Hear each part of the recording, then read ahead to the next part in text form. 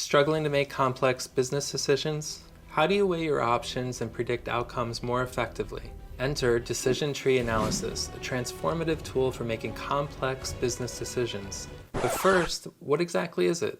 In simple terms, it's a flowchart-like structure that helps you visualize the consequences of various choices and paths. It's like a map that guides you through a series of decisions showing different outcomes based on different choices. Each branch of the tree represents a possible decision or occurrence, allowing you to see the potential end results of each path.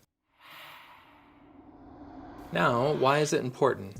Every decision can have a lasting impact on business, and it's crucial to weigh these outcomes strategically. Decision tree analysis isn't just a method, it's a powerful visual tool that transforms abstract choices into clear pathways.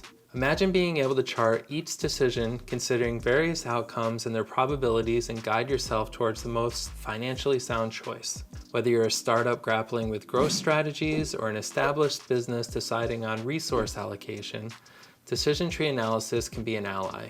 In our following example, our revenue projections are informed by historical data, market analysis, and predictive modeling, but some of the figures may involve educated guessing. Our own video department is getting overloaded, and with many opportunities ahead, we find ourselves at a crossroad. This growth creates an ideal case study for applying decision tree analysis, illustrating the process, and should provide insights into the practical benefits and considerations. We have three options: outsourcing, hiring a full-time employee, or maintaining the status quo. Each path offers distinct advantages and challenges, and our decision will significantly impact our business. Let's use decision tree analysis to navigate the complexities and guide us towards the most strategically sound choice. So what are the pros and cons of outsourcing? For the pros, it's cost-effective, scalable, quick to set up, and requires low commitment. In cons, there's quality and reliability concerns, and more management is definitely required. Outsourcing has a potential revenue gain of $20,000 monthly with a 70% likelihood. However, there's a 30% chance it could result in a $10,000 loss. This gives us a net expected value of $11,000.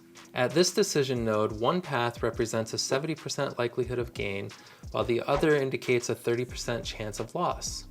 We calculate the net expected value by multiplying each outcome by probability and summing the results. Outsourcing can save money, but there may be quality issues. We calculate a net value of $11,000.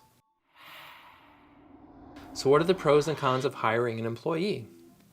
The pros: improve quality, streamline processes, less management, and the potential for attracting bigger clients.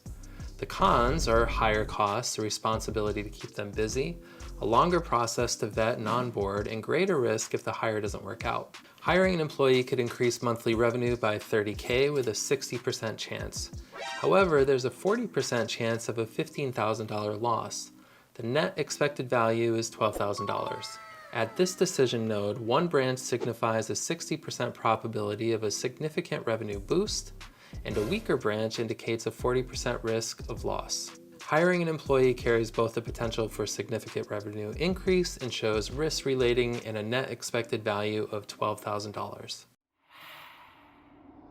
So what are the pros and cons of maintaining the status quo? The pros: no additional effort or change is required. It's easy. The cons: risk of falling behind on current work, missed growth opportunities, and potential client dissatisfaction.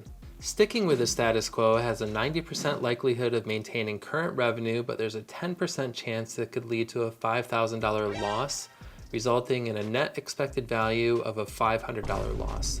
This option might seem safe, but it doesn't allow for growth or the ability to handle more clients, which could stunt growth. Staying the course may seem safe, but it risks missing growth opportunities.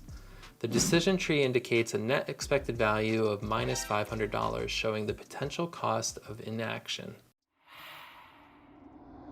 After a thorough analysis, hiring a full-time employee emerges as the most favorable option with the highest net expected value.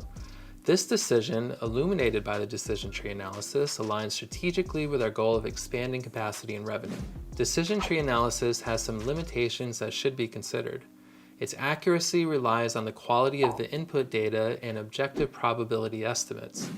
There is a possibility of bias and oversimplification, so it should be used as part of a broader decision-making process alongside other tools, instinct, and judgment. In summary, decision tree analysis aids decision-making by providing a structured visual approach to evaluating options. However, it doesn't replace the need for sound judgment and intangibles beyond the numbers. How might you use decision tree analysis in your world?